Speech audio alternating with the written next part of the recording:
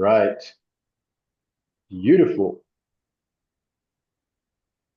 We got it. Finally, Evolve Your Brand podcast. I'm your host, Dave Gold, back with another episode.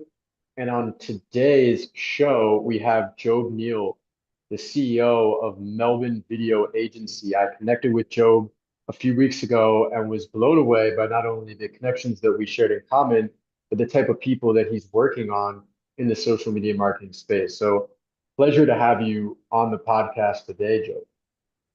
Thanks, David. Thanks for having me on, man. I'm glad we get to finally connect and do this interview. It's cool. Yeah, we finally get a chance to talk a little bit about marketing.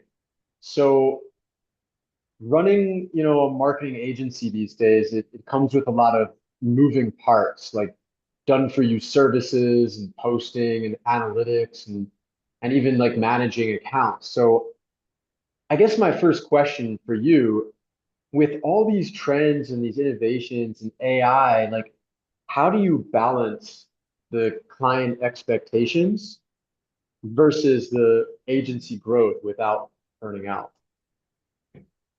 Well, managing expectations definitely an important thing at the start. Like I'm very big on not making big promises, which I think a lot of other agencies do in the beginning. I think like it just sets you up for failure really quickly if someone expects to get 100,000 followers in, the first month. Um, but after that, I think expectations get built just off trust. I think a lot of people have been burnt by other agencies, and you've probably seen the same thing in the coaching industry. Like, there's a bit of a, yeah, I heard one of my clients call it a trust crisis the other day.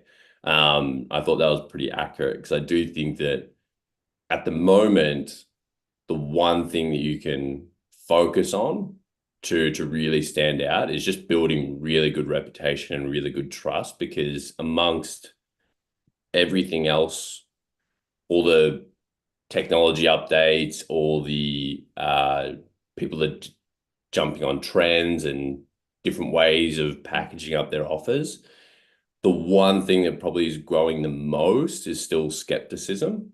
So I think, that's why I really just try to focus on, man. Hmm. Hmm. And so walk me back for a sec. How did you get into the whole marketing agency space? What was kind of your first exposure to online entrepreneurship? And what's kind of been your hero's journey into it all?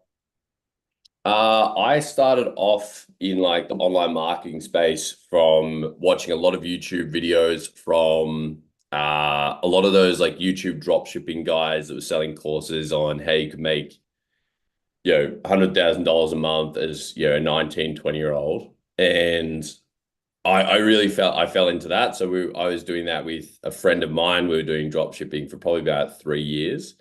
And I would say that my journey into marketing was just through trial and error, man, trial by fire. Like it was literally just go in and spend all the money that we had on ads and products and courses to learn more.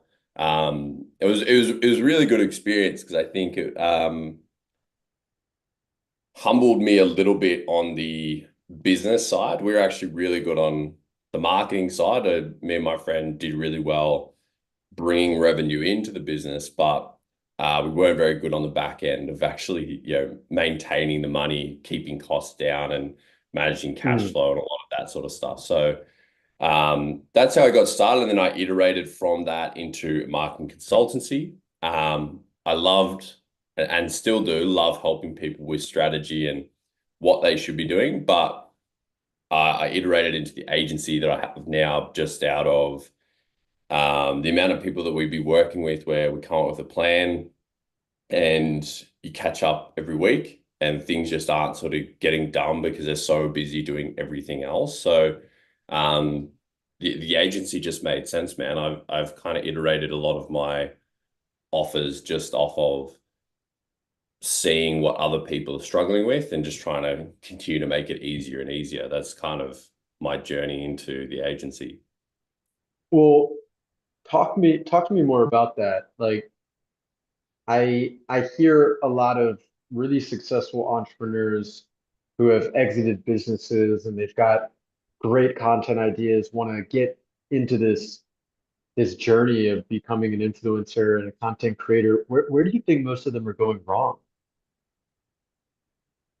I think a lot of people go wrong when they're just trying to make it about them. Or they look at advertising, they look at their content marketing as advertising. So a lot of the posts are just all about, hey, we've got this thing coming up, and yeah, essentially what can you do for me? And it's very transactional. And I'm Mhm. really big on looking at your social media as like a almost like a TV show. Like you're trying to build out interest and focus on like adding a lot of value to other people, whether or not Mhm. that's how you define value is an interesting one as well, whether or not you, I think entertainment is a form of value as well. So entertainment and education, I think balancing those two things, particularly with the clients that we work with, is really important. But I think that that's the biggest thing, man, is people come on and they're really focused on what's in it for them, as opposed to how do I create something that's really, really valuable to an audience that I want to build. It's a great point. I talked to a guy the other day. He just left his corporate career and he wants to jump on Mel Robbins' podcast. And I said, but what's in it for Mel Robbins? Oh, well, her audience is going to benefit from it. Okay, no, I understand that, but what's in it for her, right? Yeah. And people forget that. They forget that like the other person that you want to jump onto their podcast or you want to be on their TEDx stage or you want to be in their book, like if nothing's in it for them, they're not just going to accept you over the other thousands of incredibly inspiring and interesting people out there, right? There's got to be this win-win. And so, how do you create content that it provides someone value without devaluing your brand? Because I know there are some audiences out there that are creating lots of value on YouTube and on Instagram and on LinkedIn, and they're making a lot of money. And I'm really proud of them. Then there are others that are doing incredible things with engagement and not making any money. And people are really consuming their content, but they're not actually buying into it. What do you think separates the people that really monetize their audience well versus the ones that just do it for entertainment purposes? I think that comes down a lot to the business model that you've got behind you and the offer. So a lot of influencers really struggle with this because they are great at creating content, but whatever business they try to create on the back end of that just doesn't resonate with the audience that they're building. Um, I think as well, like that's where like within your content strategy, you've got to have different forms of content. If you're all entertainment all the time and there's nothing serious ever, it's really hard to lead people to buy something, because then like when you do put in an ad, it just doesn't really make sense. And it's why we've got a lot of business owners that might only have a following of like 1,000, 2,000 followers, but they've got a seven-figure business, right? Because they don't need a lot of people, and the business model behind them, supports that. They only need a few really, high quality clients, not expecting millions of buyers for some crappy product that doesn't quite make sense. So I think that's one thing. And then, yeah, as I said, on the marketing side of things as well, with what content they're creating, it's like, how do you balance like um, the mix of entertainment with education, with social proof and trust content as well? Like it's, yeah, a lot of people sort of know that like funnel of know, like, and trust, or the different levels of awareness that you need to build with people before they're going to buy from you. You really need to touch on all of those sort of things you want people to buy and not just focus on the trends. Mm, powerful. Well, what I've been learning more about and focusing on more recently is, yeah, really diversifying that content between your story, your client story, your mission, your polarizing beliefs, your lifestyle, and then the most common questions that people are asking you in your audience. And I think it is important to kind of mix up your content a bit so people don't get bored, because if they do, then they're not going to have a reason to keep showing up. And so this kind of touches on an interesting point, which we chatted about the first time we spoke, which was repurposing. And in today's digital world, like content repurposing is a pretty big deal. But how can repurposing content actually help to close more deals? And what are the mistakes that a lot of guys are making when they try to repurpose their content?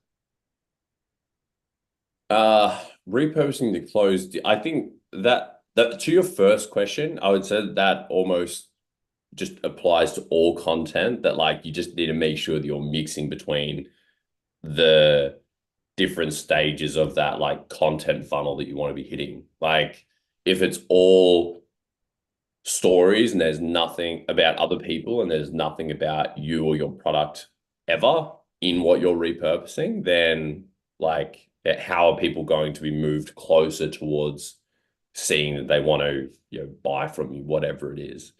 I think the other thing is to your second point about like what's important with repurposing, I think the biggest thing is actually the choice of clips. I'm seeing a lot of people that are relying really heavily on a lot of the AI platforms at the moment that promise that they can find you like viral clips from any long form video that you have. And it's not really, it kind of annoys me a little bit where a lot of these platforms are calling something AI when it's essentially just like, uh, it's not really AI, it's more so an algorithm that they've created that's around like, if this thing has a certain power word or touch it or like picking this topic, just it just has a few things that it's looking for, but it's not, from what I've found, it's not the best way to be grabbing clips. I think that it is Mm, really like we still do it manually, like for all of our clients. We still go in and find those clips manually.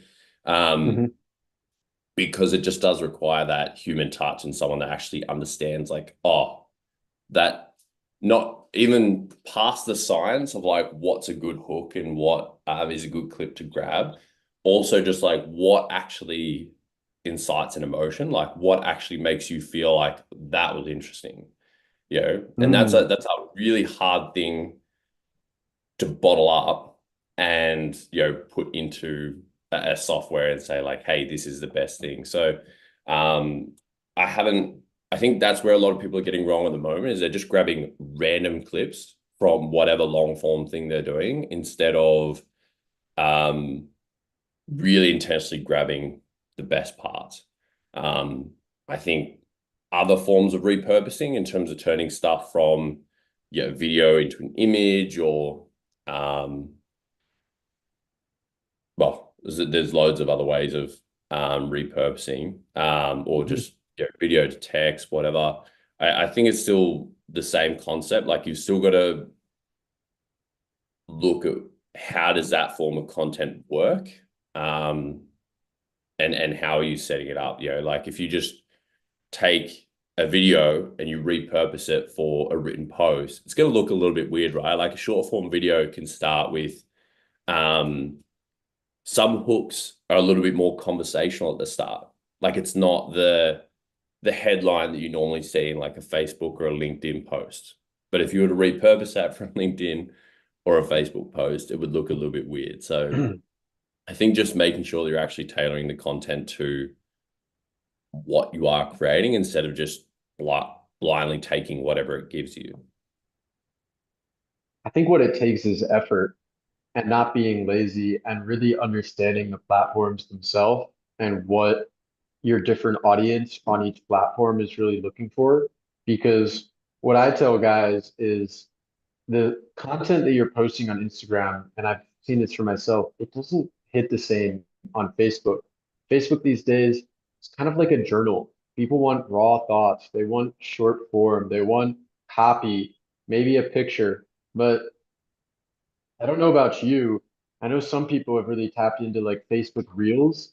I've still seen Reels to be much more effective overall on Instagram or on YouTube. Whereas when you go over to LinkedIn, where we met, I'm not really sure what's working for you, but from what I've seen, it's like creating those value posts that actually they actually connect with a more sophisticated audience that's looking for metrics, that's looking also as well for authenticity and personal stories. And Tom Fishburne said that the best marketing doesn't feel like marketing. So Mm. a lot of the times, guys are creating marketing and they're wondering why they're not getting results. And it's like, well, because it feels like you're trying to market, and people associate the marketing with the sales, like they feel like they're being sold to, and people don't want to actually be sold to. They want to connect with someone because that's really all that sales is. Sales is connection, and connection is communication. So if you want to have better marketing, you need to improve the way that you communicate with your audience. However, some people say, let's post all the time, and then you've got those clients just like me that have like 2,000 followers or very few connections, and they're doing really well financially. So, with that in mind, I know you have this knack for teaching people how to create a month's worth of content in just 2 hours. Can you walk me through why that would be like valuable and what's that process and why like content consistency is so critical for business growth? I think the biggest thing that I find, David, is that social media can be really, really time consuming. And I see people spending too much time on the wrong things, or going down the wrong path with certain platforms as well. So what we do with a lot of our clients is we'll uh, create ways to create content a lot faster. So one of the ways is that we do like mock interviews with clients, and I can ask a series of questions that basically mimic the content funnel that I want to get out of the client. And for the client, it's super easy because it's almost just like they're on a podcast and they're just having a conversation with me. They're not having to think about the perfect hook or the way to word it or how they're going to like phrase their expertise, which I think some people get a little bit caught up with when they just try to film short form videos.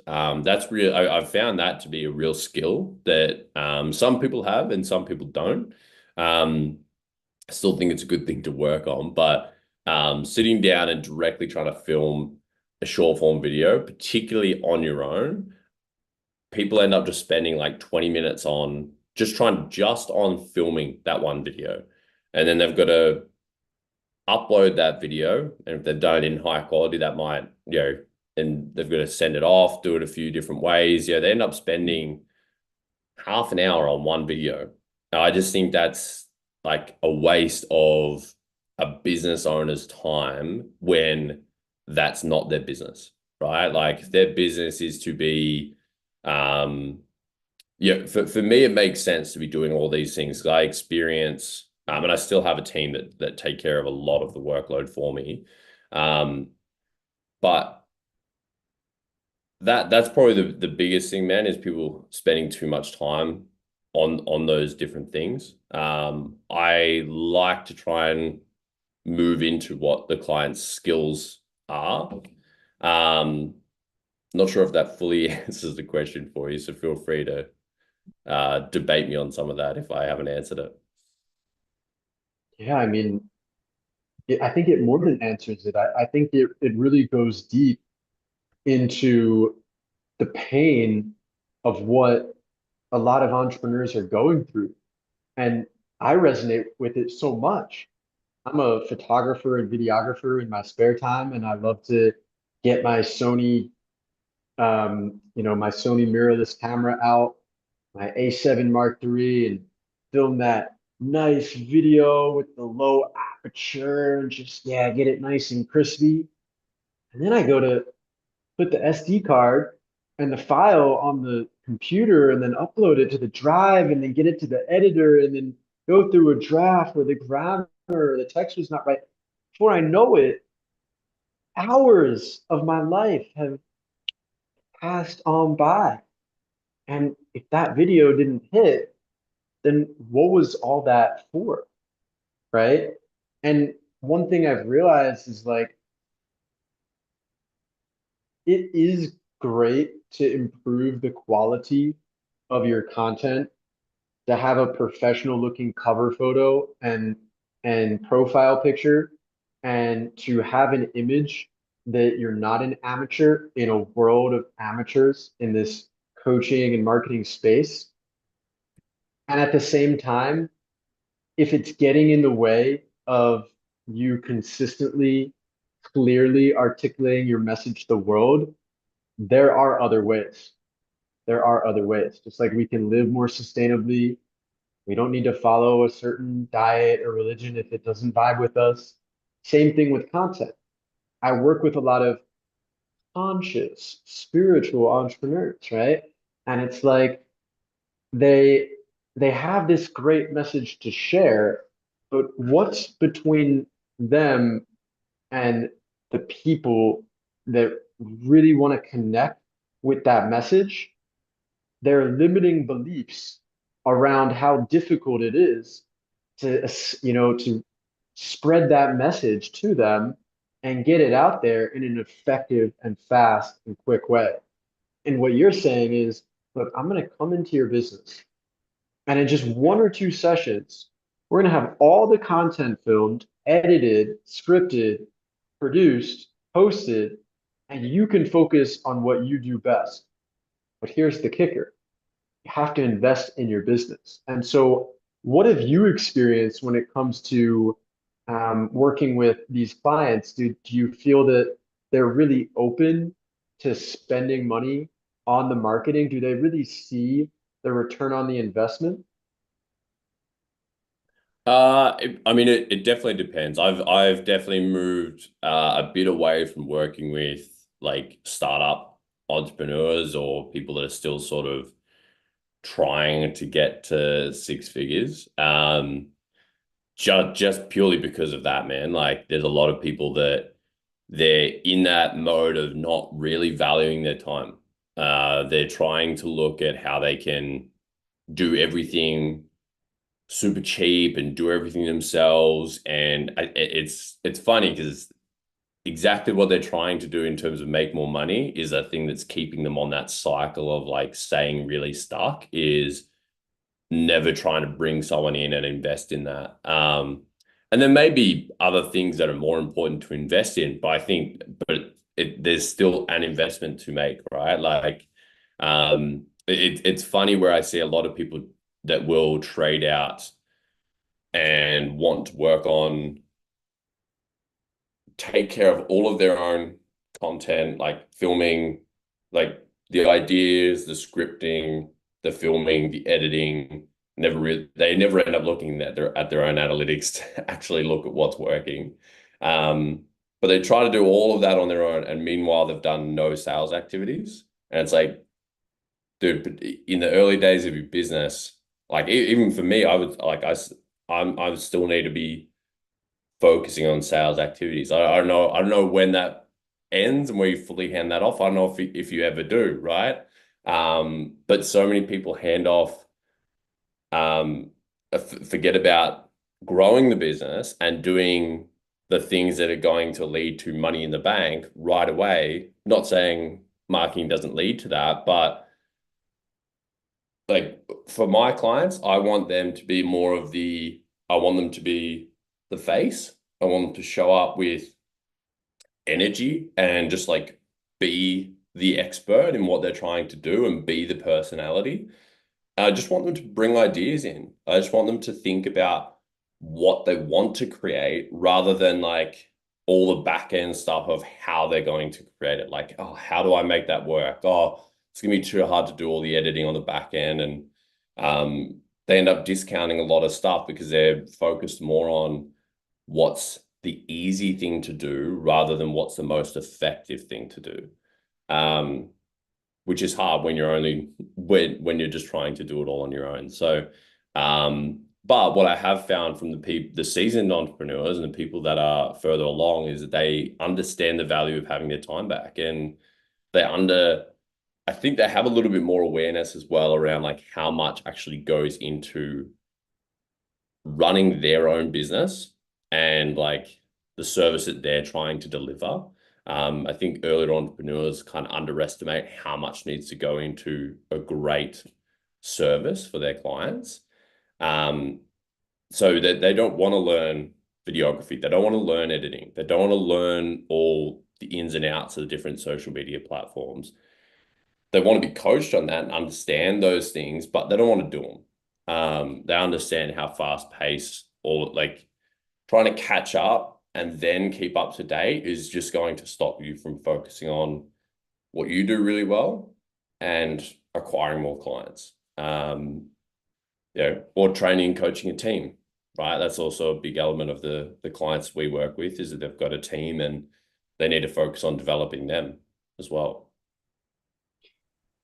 Couldn't agree more. You can't push people to where you want them to be. You just got to kind of meet them where they're at. And some of these guys, they will have to learn the lesson the hard way, and others will be more open to seeing how sales and lead generation activities will drive revenue so that they can invest in the marketing, and they're either spending their time to make more money or they're leveraging their money to buy back their time. And it just really depends on how they want to live their life. But like, let's say that someone does want to leverage that money for time, and we're just going to go two more quick rapid questions before we end off. What would you say are some tips to grow brand authority in someone's niche this year? I would find other people that you can collaborate with that will help elevate your authority just through association. That's a huge one. One, Found. you probably be able to exactly.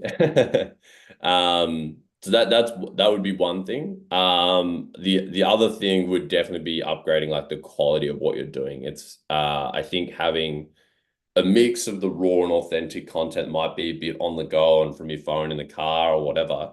But I think looking at how you can upgrade the quality of your content as well is going to make a really big difference into, you experience this, I'm sure, on the branding side of things where that first impression, that profile photo, that cover, like how does this person present when you first see them makes a big difference in how they view you. You are your brand, and your online persona, if it doesn't match your in-person persona, there's going to be a lot of incongruencies, and people buy from people that they know, like, and trust. So if you can't invest thousands of dollars into marketing and into your brand, at least put some time and effort to clean that shit up. Anyways, 100%. final question. Final question. So I asked this to all the guests. How are you gonna evolve your brand over the next 12 months? And if there's any other final message you want to leave the guests with and how they can reach out to you, feel free to share that as well. Yeah, for sure. Well, to be honest, it's funny, man. Like we're talking about this, I'm talking about content, and um, we've done a lot of stuff focusing on our clients over the last 6 months and neglected our own brand. I had to have a meeting with our team this week and say, hey, we now have to view me and the business as a client. So we'll be going a lot harder with my content. We've got a podcast called the 3OK podcast, where we talk to other videographers and photographers around in Australia, around Geelong and Melbourne, in particular anyway. So yeah, anyone that's interested in sort of learning around tips around videography and social media, I would just suggest going over there and checking out that. So you can either check out me anywhere I'm on all the channels, or yeah, the 3OK podcast. Boom. So that's specifically for photo and social media and business owners in Melbourne. Is that right? They're typically the guests we have on just because it's an in-person podcast, but it's relevant for everyone. Anyone in the creative industry, I would say it's going to be relevant for because but they're typically the people we bring on. Beautiful. All right. Well, I know you got to run. It was awesome that we finally got a chance to squeeze this one in, and hopefully we get another opportunity to go live again in the future. Thank you, Job. I'll It try was to tee it great up, to, man. Thank you very much. go